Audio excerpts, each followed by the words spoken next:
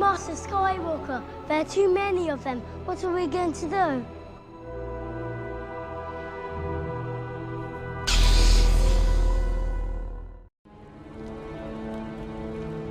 gonna enjoy it. Very, very much. Hey guys, Mikoshi here. Today is going to be the part 4 of our bow build journey. We left at the tier 6C map, 100% solo self-found viable build, and today we're going to be talking about the entry level at endgame. This is for the lower budget. You can pretty sure you can make this whole build for under 1 or 2 divine, and you can definitely scale that up to like 10-15 divine pretty easily with following this guide.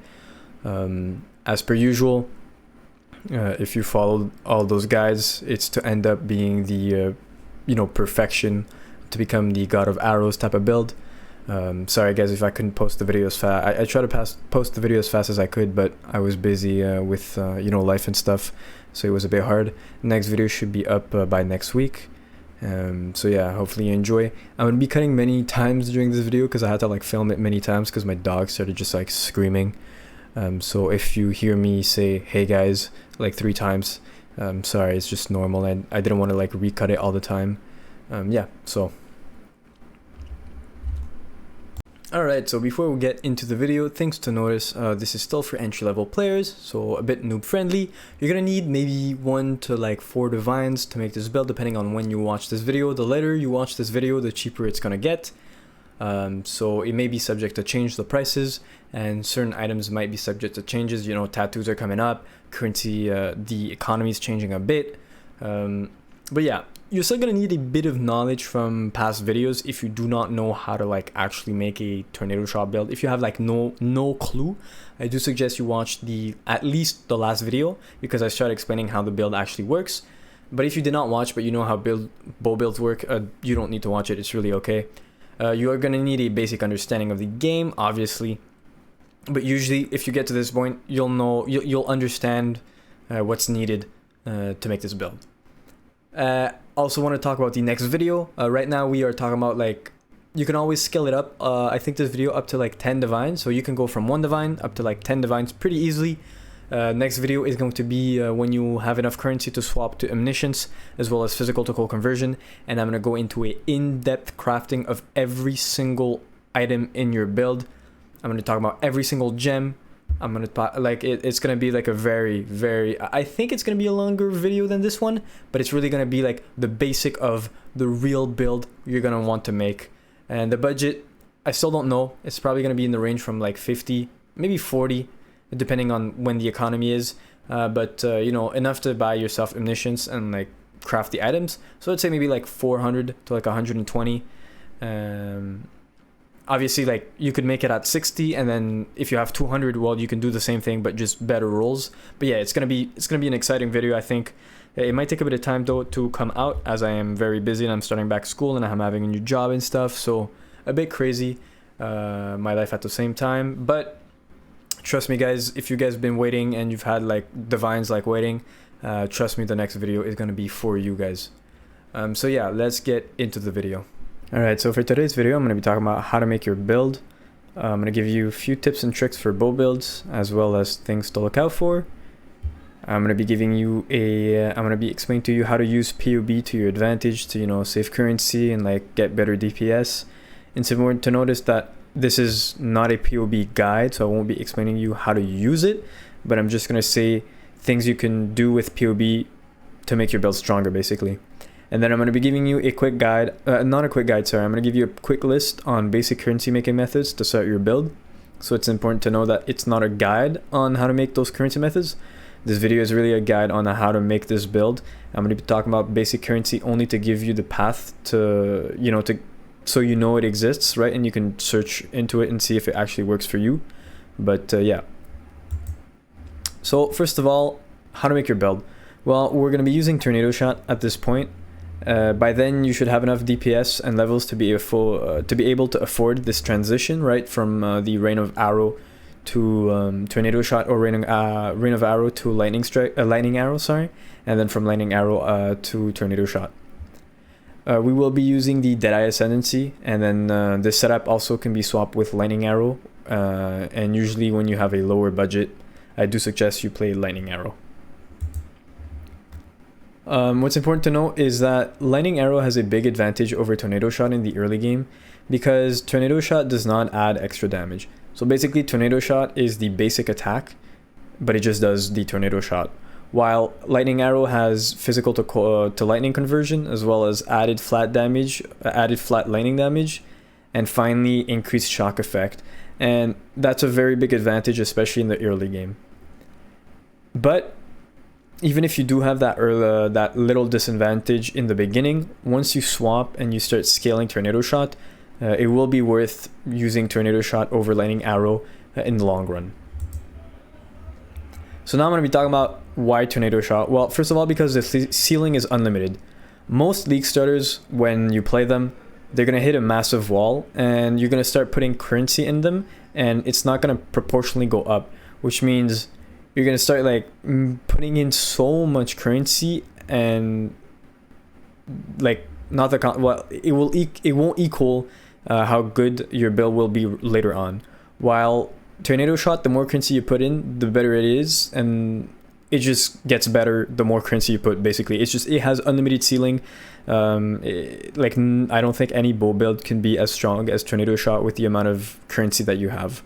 The DPS is very, very, very strong. Mapping is nuts, and it looks pretty goddamn cool. What's important to note, I'm going to repeat myself many times in the video, is the tornado itself does not deal damage and it is not affected by area of effect, so don't even scale into that. Only the main projectile as well as the 3 additional projectile can deal damage. Only one of the secondary projectile can deal damage to a single monster, which means if a monster gets hit by 2 secondary projectile from the same tornado, he will only be dealt the damage once. And more arrows scales extremely well with this build because of that. Example, I shoot 1 arrow, I'll have my primary projectile and 3 secondary projectiles. Well, if I add +4 arrows, then I'll shoot 5 tornadoes, so 5 primary projectiles, and then 5 times 3 secondary projectiles, which is 15. So in total, instead of shooting 4 arrows, if I add +4, I'll be doing 20 arrows. So you'll pass from this very sad looking thing all the way to this monstrosity. Now obviously this is a build guide which is on many steps, and it's important to go step by step, I find. And in the progression on how to achieve perfection with Tornado Shot, we are in the middle. Basically we started out as a Reign of Arrow Raider, then we swapped to Lightning Arrow. I suggested that, or you could have just swapped to Tornado Shot right away, and then the Deadeye Ascendancy. And you are currently now supposed to be using Trinity setup as a Tornado Shot player. The next step, well, then getting Omniscience, and then going from the Trinity all the way to physical to cold conversion. And that video will have an in-depth crafting of every single item in this build, every single thing, whether it's cluster jewels or amulets, whatever. Well, not the amulets, basically, because the amulet is Omniscience, but it will have in-depth crafting. So usually I would go Omni and physical to cold conversion at the same time. So once you have Omniscience, I do suggest you wait a bit to get a bit of currency before swapping. But right now we're using Trinity setup, so triple elemental damage as a Tornado Shot player. And that's what the video is going to be talking about today. For the tree overview, I've had a few comments asking to give a better explanation. It's pretty straightforward, so I'm going to just go more in the overview. First of all, we have mana reservation. Here, this is for the mana reservation, so basically what that does is you're able to have more auras, basically, which is more DPS or more defense, better, just more auras is just basically more deep, it's just better, the more you can have. We're gonna use spell suppression nodes right here. These are for suppression spell damage. You can also go for this one if you have difficulty capping your spell suppression. Also, we did the swap from non-crit to crit. So now we're going to be using crits. So this part here, as well as these nodes, are for critical strike chance. I know this is also good for crits, but because we're not using lethal pride, like the big ring, I don't think it's worth it. And you can always just drop like HP nodes if you want to go for crit. But I think this is the best tree at level 100 for like a lower budget. Extra arrows, as we said, more arrows scales extremely well with tornado shot. So we have the +2 thanks to our tree, and we'll have our +2 thanks to our ascendancy as well. Elemental damage and ailments here, very good because I think this tree, sorry, is at level 90 or something, but very good as we have 20% chance to freeze thanks to this, and increase elemental damage, which is great. Marks and Culling Strike, as we said, Culling Strike is the moment the enemy is at 10% HP or less, any source of damage will insta-kill it, even if he has 10 billion HP. If you deal 1 damage and his HP is below 10% or below, he instantly gets killed. And then increased effect of our mark, obviously, because we've seen how marks are very important in our build. Accuracy rating, it's important to have our accuracy rating at 100%, because if you miss half the shots, you're basically cutting your DPS by half. So it's quite important. If you have difficulty getting your accuracy 100, there's a node right up here if you want for extra accuracy rating. Finally, we have Leech, Instant Leech, and Life Gain on hit here. That's a very good example. You're running a map with no regen, or you get hit while you're still shooting. It's just gonna go, your HP is gonna go right back up. Same thing with mana, right? Example, you have 95% of your mana reserved, and your mana regeneration isn't that great. Well, the leech and the instant leech as well is going to make your mana basically uptime always up basically. Now, why Deadeye? Sorry if I'm sick, by the way. Why Deadeye? Focal point is the increased effect of marks, which is a huge DPS, this one. If you have a 6-link, I suggest you use Far Shot. This will greatly increase your DPS, but you must shoot the enemies from far away. Which makes sense, right? Because we're a ranger build, so we're staying in range. And we deal more damage the longer the range is. If you do not have a 6-link, I do suggest you run the Ricochet instead, as it's very good for clear boost, and it also gives 30% chance to bounce from walls. So when a boss is like in a closed area, the arrows that bounce can shotgun the boss, and it will also give great DPS. But then again, as I said, the moment you have a 6-link, go Far Shot, and then you can always add Ricochet in one of your gem setup. Endless Munition, +2 arrows for absolutely no drawback. There's no reason of thinking. And then Gathering Rin, that's a DPS boost and movement speed boost, because it increases our action speed by 8%, and we have increased effect per gale force that can scale up to 10. So very good. Deadeye is the best ascendancy for these type of builds, and I think right now for 3.22, anyone that tells you otherwise is nuts. I mean, maybe because of tattoos, we still don't know how it works well by the time I'm filming this video, maybe not, but I think that there's no way, like, I don't, even if the tattoos are strong, I don't think anything can beat Deadeye for this type of build, so go Deadeye all the way. So before I get into the how to really make your build with every single item, I wanted to talk about my why I don't like to put clear examples. Example in a POB, right? I do have POB trees, sorry, but I don't like showing examples because, well, a lot of things I had in my first video. I was talking about how to make billions of DPS with tornado shot. So if you're interested, you can watch it, right? And I was talking about the Low Thunder Spine Bow, which is the Belton Bow, which is the strongest bow that has ever been made in Path of Exile. And I was talking about why this was so great, and I've had a lot of comments saying, yeah, well, any build can be good with a 1.3 mirror weapon, right? But for people that don't have that amount of currency, the build wouldn't be that good. And I'm like, yeah, but guys, you just don't understand it. The build change. This isn't the real bow, sorry, but just basically, what I'm trying to say is, the reason I'm putting example is, you're always able to copy, you know, like a budget version of this. I was talking about physical to cold conversion, so I was explaining how important physical scaling is very important in your bow. So that's why the Belton bow basically only has physical, flat physical, attack speed, physical, attack speed, additional arrows, and accuracy rating. Now, if you don't have 800 divines to spend, and you have 200 divines to spend, well, you can use this one, who has in total 270 physical, 2 additional arrow, flat physical, strike chance, accuracy rating, and attack speed, right? So it's kind of like a budget version. And if you still don't have 200 divines, you can always go for the 40 divine option, which has 200 physical, plus 2 arrows, multi, flat, And if you still don't have that, you can always just go Death Harps, right? Which is increased physical and additional arrow. So it's just to explain that when I'm going to be giving you guys example throughout every single guide, you do not have to follow the item step by step. If it has certain mods, you don't need all mods. You just need something that tries to copy it as best of your capacity and as the best of your budget can buy. And yeah, so little rant apart, let's get into it. For the gear, we're a DPS build, so that means we need high DPS, and we will achieve greatness thanks to our trusty bow and quiver. 50 to 65% of your budget until you reach at least 2 or 3 mirror worth of gear.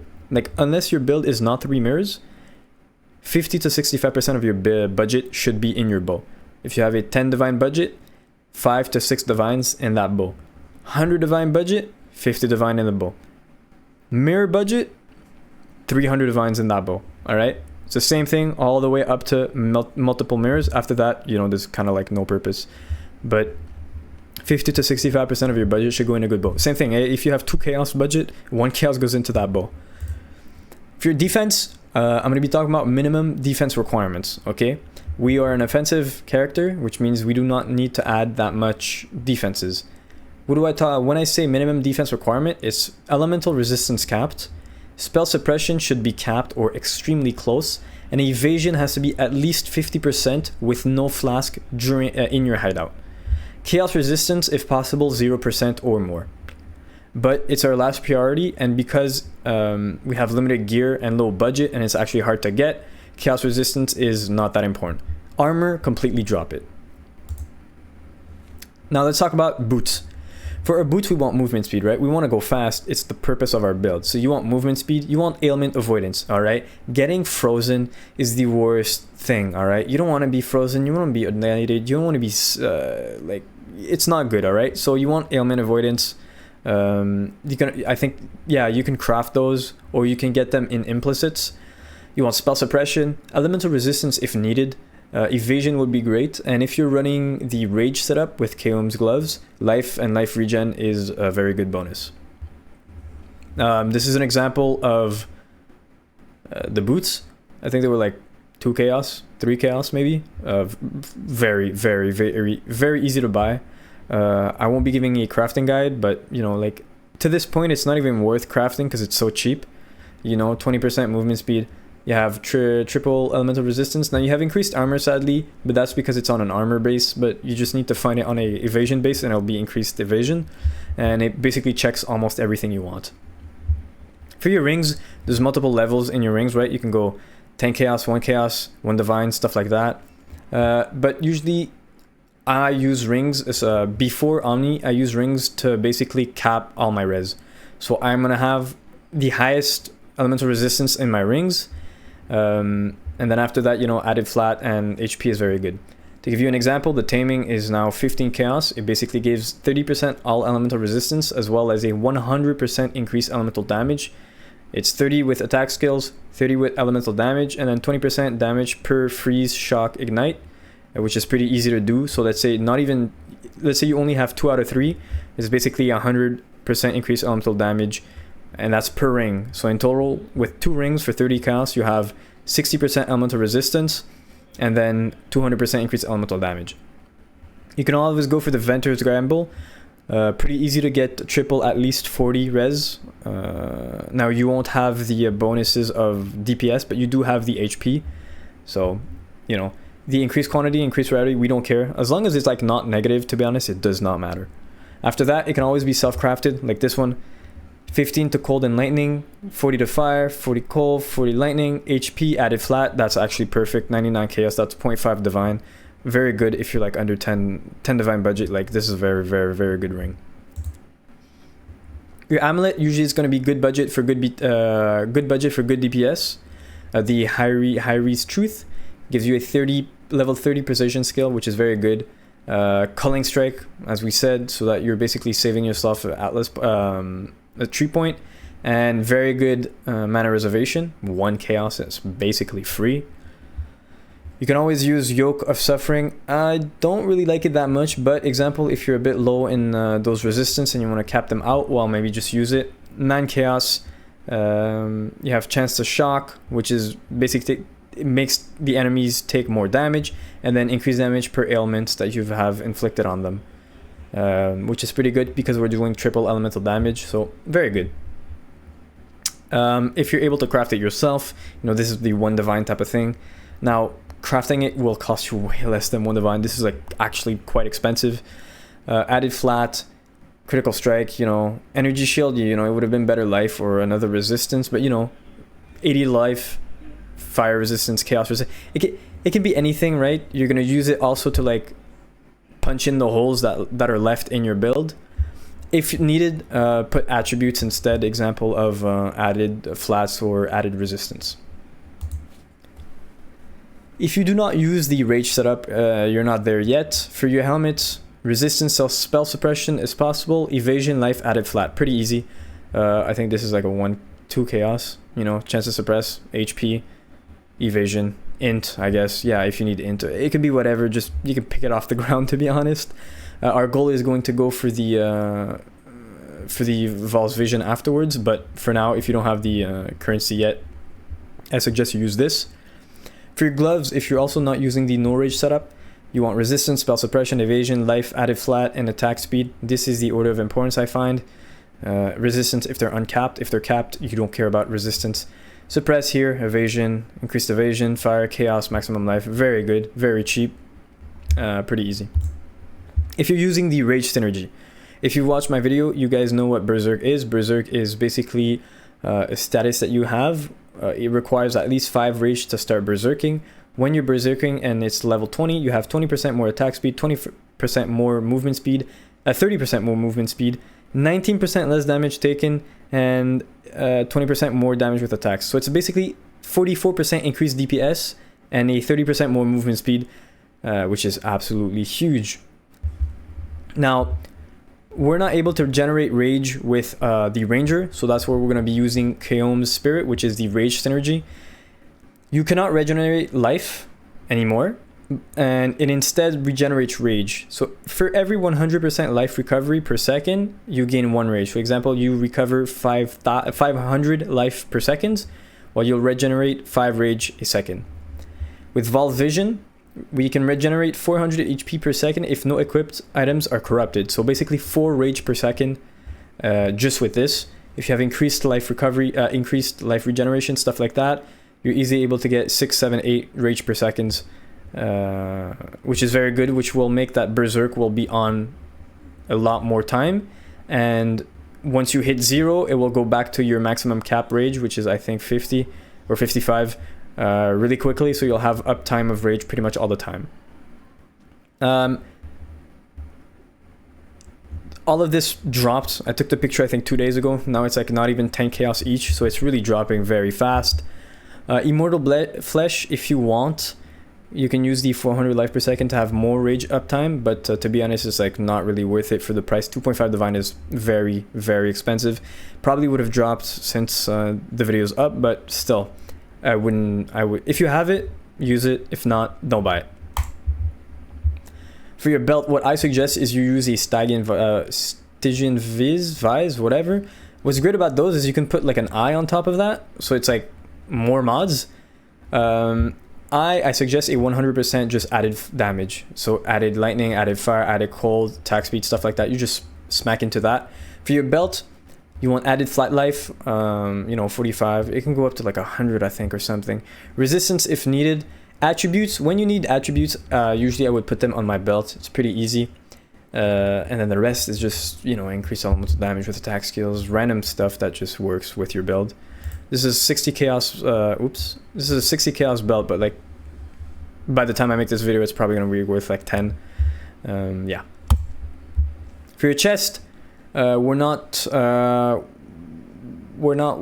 like too rich right now, so I don't suggest any unique 6-link chest because they are expensive, and it's less expensive to like buy a 6-link white chest and then crafting on top of that than buying, you know, a unique 6-link, because you actually have to 6-link it.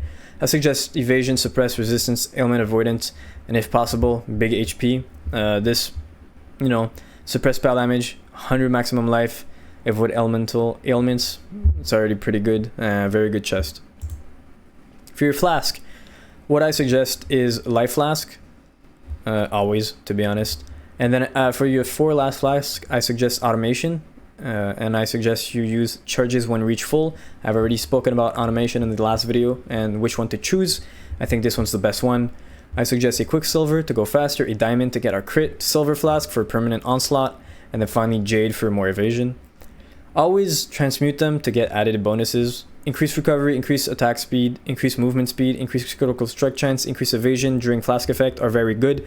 You don't need to target, just smack it. If it works, it works. If not, don't. You don't have to invest that much in flask, but don't forget them, okay? A lot of people forget them, and they're very, very important components of your build. Your bow, we're using a Trinity setup, which means we want a triple elemental damage bow with a minimum of 800 elemental DPS for tier 16 maps. If possible, get additional arrow. If not, just go for higher elemental DPS. This is 0.6 divines for 800 DPS plus 1 arrow, gain on hit, projectile speed. Very, very, this is so cheap, and this was like 2 days ago I took the picture, so prices are only going down. So 6 link is great. If not, a 5 link is already good. This was a 6 link, by the way, so if you want, maybe it's still up. If not, I mean, you'll probably find something cheaper even. Your quiver, if defense minimum requirements are okay, all mods should be towards deep offense, except if you have flat life and accuracy, but accuracy less important. Flat life is okay. What I mean is, if you take off your quiver, if you have all minimum requirements, you put your quiver. If you see your DPS go up, don't even ask yourself a question. It's the one you want. You're gonna put, you have 3 quivers, you don't know which one to put. You put it on, oh, this one has more DPS, but that's it. You also, if you have a slight lower DPS, but you have an extra arrow, obviously the extra arrow is the most important mod. It's so strong. But if not, it's not needed. My example, 1 chaos, you had 2 added flats, increased attack speed, critical strike, critical multi, increased damage with bows. Yeah, so only offensive if possible.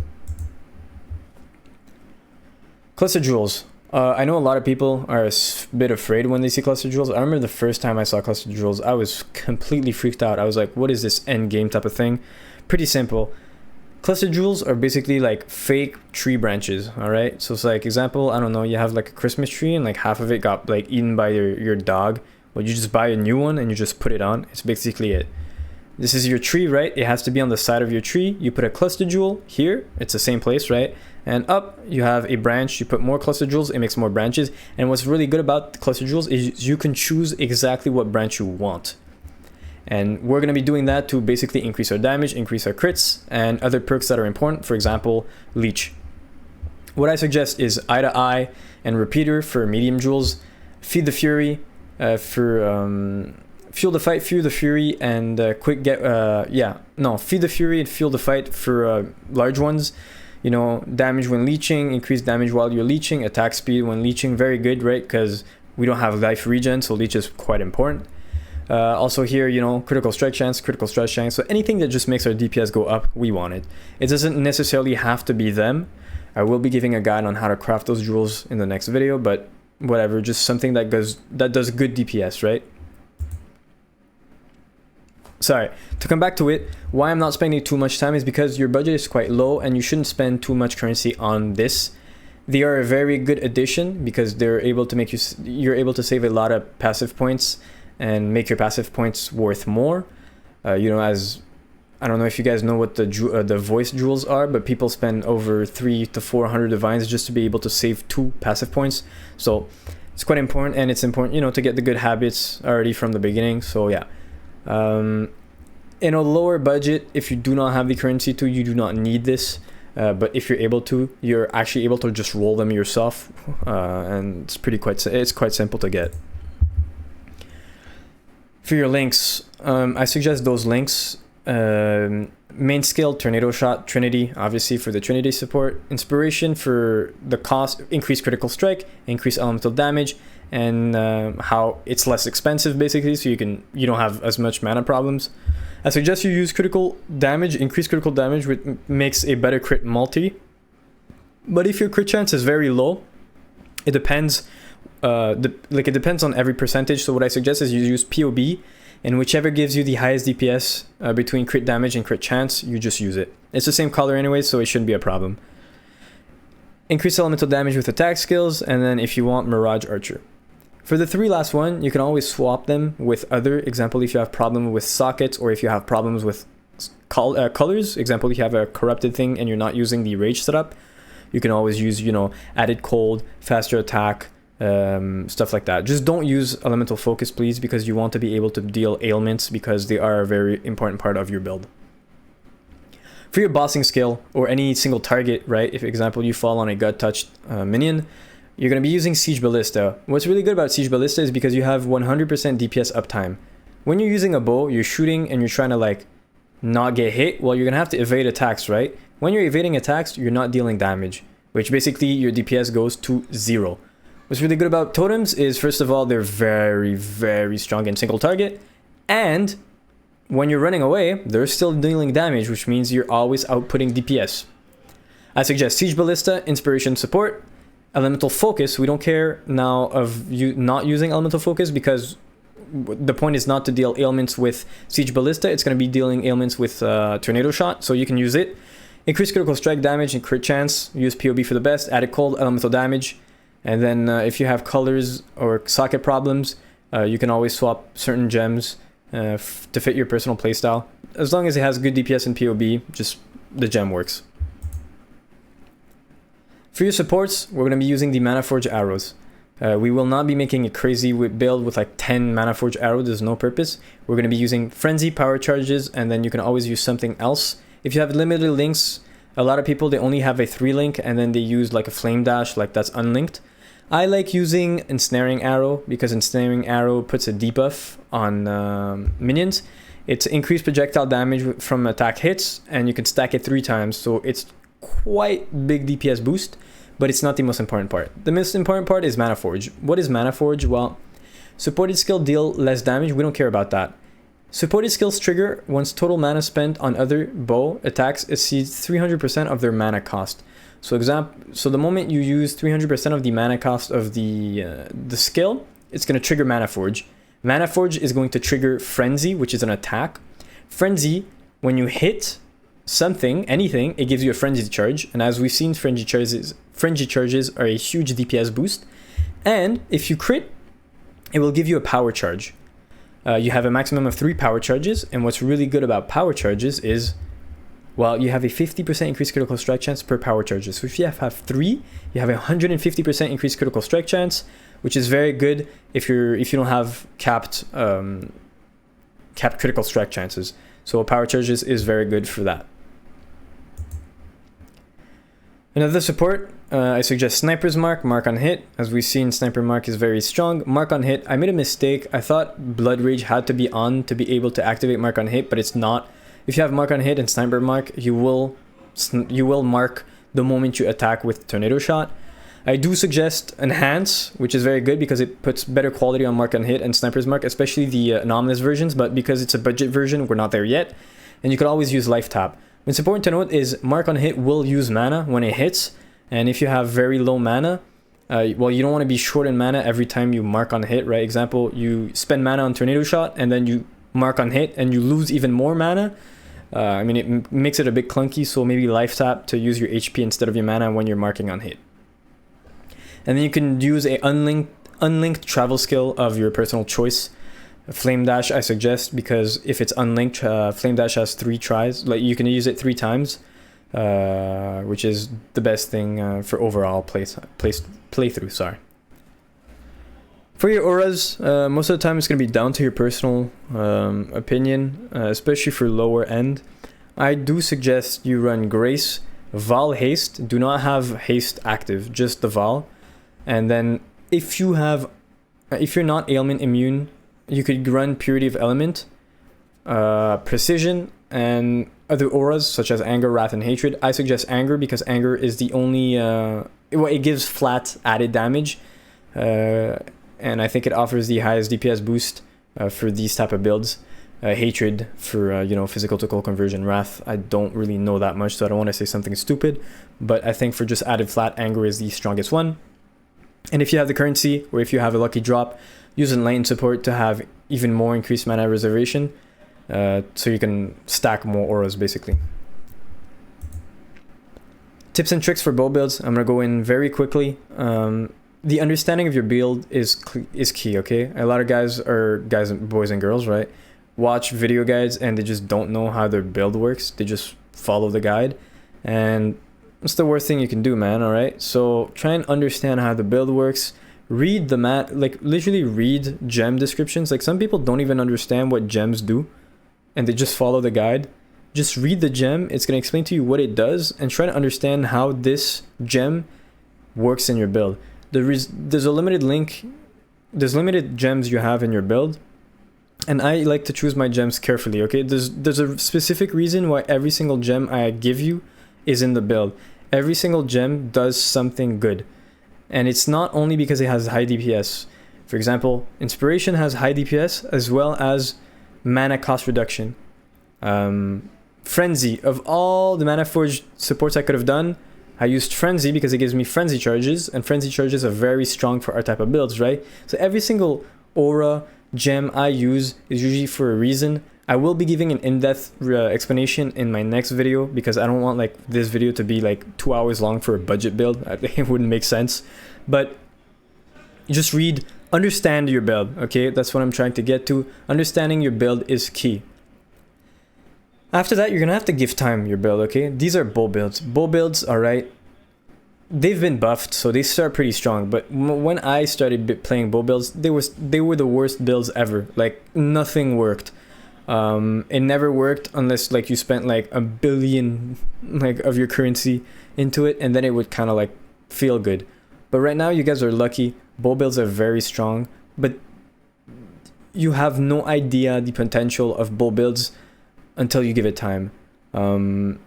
They are one of the strongest, to be honest, I find personally they are the strongest builds that like ever exist, especially in terms of DPS, because yes, trap builds do more DPS, but they don't have that clear, they don't have that, they can do everything basically. Bow builds can do everything if done right, and you have a minimum of skill, and they won't start perfect, all right? If you have 10 divines and you know it's the first time you have that much currency, in bow builds, 10 divine is like more than a budget. It's like the budget of the budget. Like it's a wish build, right? It's gonna work well. Trust me, you'll be able to run through content with the 10 divine build.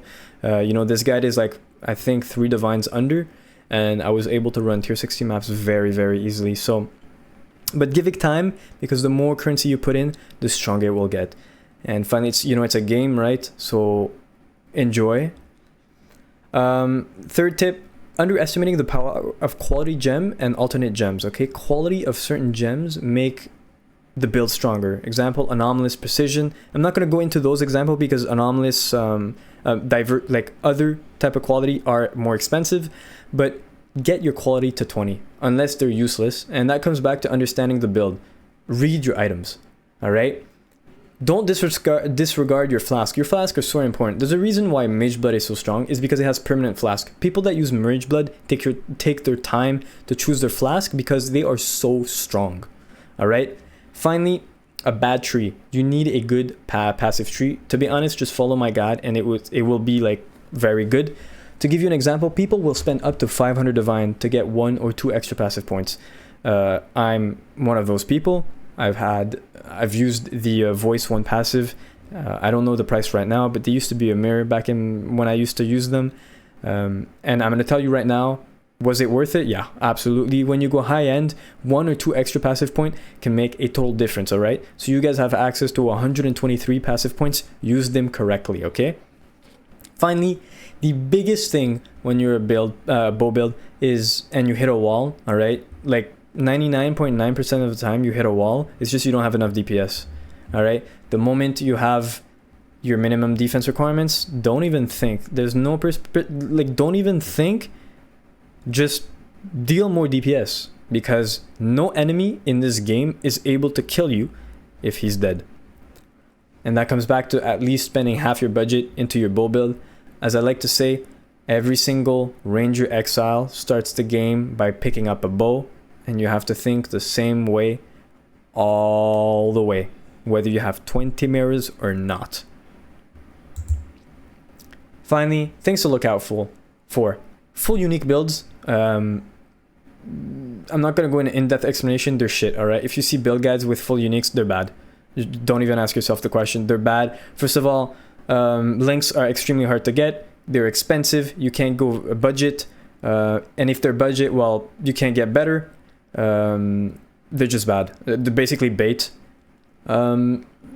Fake numbers in POB. I'm going to be talking about the POB configuration page soon enough. So there's going to be unrealistic POB configuration that you need to look out for. So a build, you're going to see maybe 10 million DPS, and you're like, oh my god, that's crazy. But 90% of the time, the maximum DPS is going to be 2 million in realistic ways. So it's not going to be that great. Video YouTube guides that are too good to be true. All right. So if you guys are watching this video and you're like, oh my god, this is too good to be true, well then take it with a grain of salt. I don't think it's too good to be true, but if it is for you guys, take it with a grain of salt, because it's never too good to be true. League starter builds, especially like I'm talking about tornado shot. Well, I'm just talking about league starter builds. If you guys are not like sweaty players and you just want to play like a build that's just gonna work, don't start with a league starter, because a league starter has ceilings. That's why they're league starters. I'm trying to make the build that's a very good league start. It's not a league starter build, but it's a very good league start, and you're easily able to go from the very kind of chill league start to end game type of build. All right. And also be careful of very off meta variants. There's a reason things are off meta. Most of the time it's because, first of all, they're not as strong. Second of all, they're mad expensive. And when they're off meta, the how do you call that? The supply and certain items are extremely rare, or they're limited because nobody crafts for them, which means they have a higher monopole on the market, which means everything will cost you a fortune. To give you an example, the discharge builds, very strong, but it's off meta. And if you take a look at the gear of discharge builds, I mean, you're gonna cry. So yeah, be careful of that. Off meta variants of tornado shot, I've seen people using cast on crit ice spear. For the love of God, do not, like, never. I've seen a lot of players using that kind of variant. I think Path of Exile Builds made a video on that, and it looks cool, bro. Like, to be honest, it really looks really cool, bro. But no, just no. All right, it just doesn't work. Sorry. All right, now we're gonna talk about the usage of POB. First of all, this is not a guide on how to use your POB. If you do not know how to use your POB, look at like a Zazarian video or whatever. I'm pretty sure he's gonna explain to you the best explanation ever.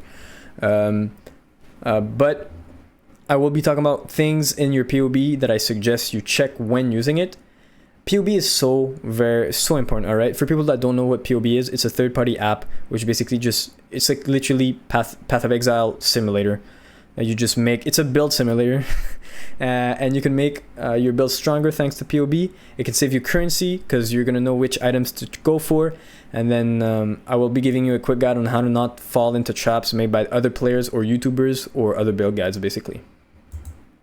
So first of all, this is the overview. When you open Path of Building, this is what you're going to see. Well, you're going to see your character list first. You just go new. And then this is the first thing. This is obviously the passive skill tree. On your left here, this is basically your, like when you press C in the game, is basically all this info. Right now I have nothing, so there's not a lot of info, but it goes usually down up to here. It just gives you all the overview. What we want to look into is going to be here, and then over here. Yeah. So the menus, there's the import export menu, the note menu, configuration, tree, skills, item, calcs, party. The skills basically it just gives you the list of every single skill. You can look at the alternate qualities also. For example, divergent tornado shot. Okay, well he's using divergent, and then you read the thing and you're like, okay, why do I use divergent? Stuff like that. Pretty straightforward. Items, it just gives you the list of all the items. Yeah, and then the tree is, well, basically the tree, guys. What I want to talk about is the configuration. I want to talk about its greatness and dangers. When you import your own build, you will have no configuration. So basically POB will calculate your DPS if you're in your hideout doing absolutely nothing. It won't count power charges, frenzy charges, onslaught, tailwind, rage, distance, snare, trinity, well, the resonance, stuff like that. It does not count anything. But when you're importing a build, most players will already have their configuration on, all right? So if you take a video from a video guide, you go into configuration, you're gonna see it already configured. And what I wanna talk about is most of video YouTube guides will have unrealistic configurations. They're gonna be using, like example, 50 rage against the boss with 1,000 kill rampage is, well, it never happens. It just you're never gonna reach. Well, first of all, if you're doing an Uber boss, there's only one kill to do, and it's him. And 50 rage, just forget about it. By the time you get to 50 rage, the thing should be already dead, to be honest. But it has very good, strong things, right? Example, your build. The moment you go in, you already know you're gonna have at least 50 resonance, and all your frenzy and power charges maxed.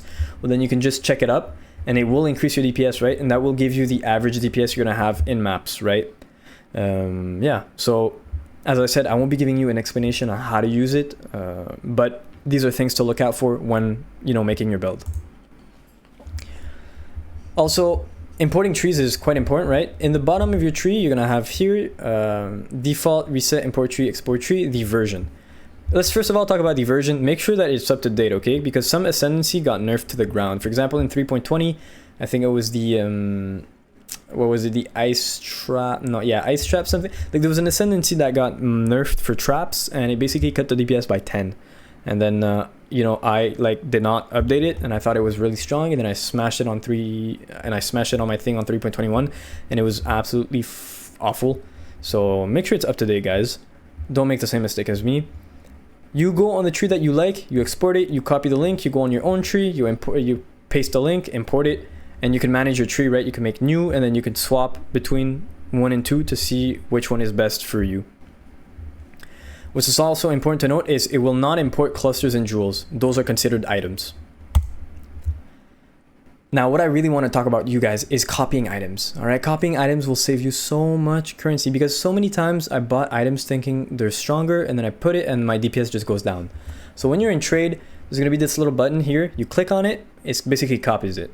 If it's an item that somebody links it or that you have, you just hover over the item and you just click Control C, and it will copy it. Then you go into the crafting section, the item section. You go in shared item, you click on it, you Control V or paste it. It's going to give you the item description. You add it to build, and it's going to be in your whatever slot it is supposed to be. And that's a very good way of saving currency. Finally, respecting your tree, pretty straightforward. I'm not going to lose your time. You can respec your tree without using regret orbs, and you can take cluster jewels off without you can take and add the cluster jewels without having to buy them, which is quite useful to see how your build would be with a certain item or a certain tree configuration. Finally, we're almost at the end, guys. This is going to be basic currency making methods to start your build. First of all, I want to say that these are not the best ways of making currency. You know, if you already make like 7 divines an hour, like there's no purpose of you looking at this. This is really, really, really noob friendly.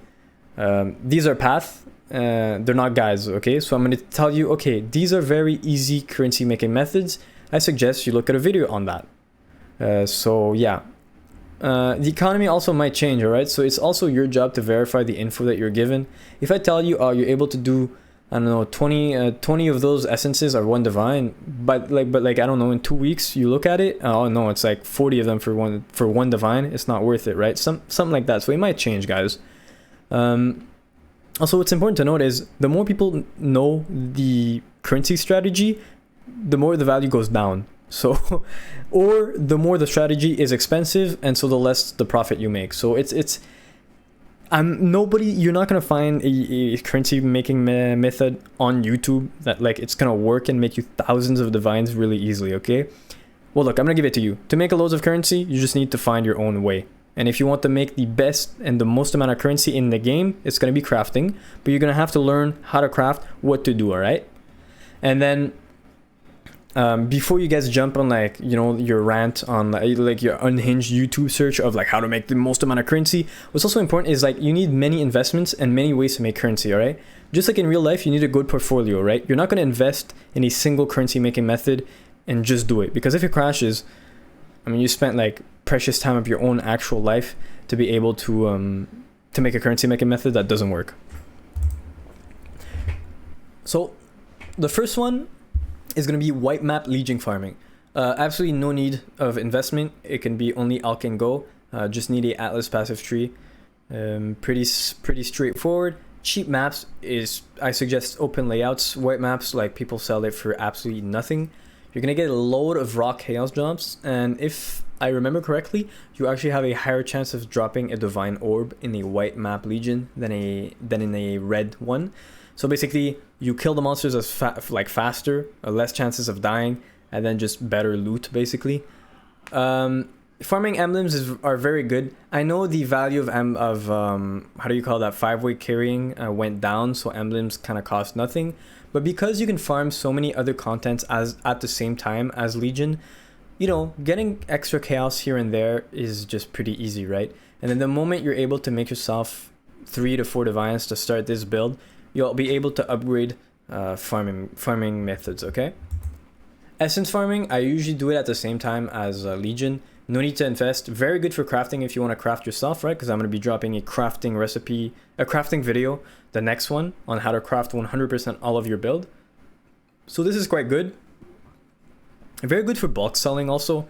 And you can farm other content at the same time, right? So just Essence might not be good, but Essence with, let's say, Legion, well, it's not great, but it's already okay, right?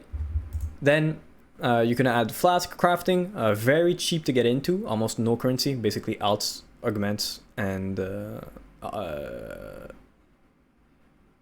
I forgot the last name, but whatever. You know, cheap dirt, like bubblegum currency, I think. These crafts are usually catered towards Mageblood and Headhunter players. That doesn't mean you need Mageblood and Headhunter, but you're gonna craft for those type of players. And guess what? Well, these players, they have a lot of currency. And it always sells no matter what time, early league, end league, whatever the build it is, whatever league it is. And it is a very good introduction to crafting for profit. I suggest it. Look here, 2 divine, like, these flasks are so easy to make. And you know, just the fact that you're selling a single flask for like more than 1 divine is quite nutty, in my opinion. So very easy and very good introduction for crafting for profit. Finally, beast farming. Well, basically just kill beasts in your map. There's also people that run beasts in bestiary. I won't be going into that, but it also can be used with many other farming methods. You see this beast is like a 34 chaos. I just took a random ass beast. Some beasts sell for like, I think 3 divines. Some beasts sell for like 2. But you know, it's extra currency coming in your way, and you're not going to say no to that. Bench crafting fees. Basically what that is you have bench crafting fee, you have crafted mods on your bench that not all people have, and you can charge a small fee for these crafting mods, but you're gonna have to use TFT for that. As you can see here, somebody's selling 10 chaos per craft and the cost in craft. So you want a hit scan to be evaded, well, you're gonna have to pay 3x, which is the cost of the craft and the fee of 10 chaos. So this man is just making 10 chaos every time he just goes in his bench, clicks a button, and it just works. And you just put that in TFT and people will DM you. It will be the case. And every day you can do that for like, you run maps, you get pinged, you say, okay, 1 second, and then you just get yourself your 10 chaos for absolutely nothing. Finally, flipping, bulk buying, sniping, other similar. I've put them all into one category because they use the heavy trading. So if you don't like trading, don't go into that. If you love trading, such as me, very good. I wouldn't say like extremely good knowledge of the game and economy, but you're gonna need to know that these items exist to be able to use those techniques. But you're gonna have to do the math before going into it, because sometimes bulk buying is like worse, sometimes it's better. Flipping, same thing. Sniping, what it is you see somebody who's selling an item for like cheap, and you just buy it and you just resell it right after for like profit. Yeah, so these are very good ways of making currency. So that's about it, guys. I will try to make the next video for next week. The next video will be how to, once you get omniscience and how to go from physical to code conversion, I will be going on a 100% crafting guide. So I'm going to show you how to do every single item in that build, so you do not have to spend extra currency to make that build. And if you guys have any criticism, or you know, like if you hate it, didn't hate it, please let me know in the comments down below. And yeah, just please let me know how'd you like the videos. And yeah, so have fun, and most importantly, well, play the game. Well, most importantly, have fun, guys. All right, see you.